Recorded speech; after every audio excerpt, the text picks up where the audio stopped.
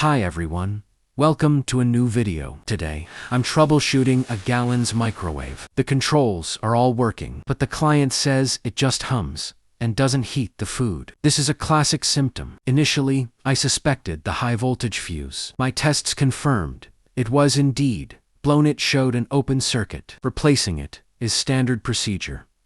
But here's where things got interesting. Even after swapping the 0.7A fuse with a new 0.8A1, the microwave still wouldn't heat. I had to dig deeper. While the high voltage was reaching the magnetron itself was failing to produce microwaves. Looking closely at the original FB610A, I could see visible burning on the antenna cap. In this video, I'll show you the full diagnosis and successful replacement that got this Galanz heating again. Let's get into it.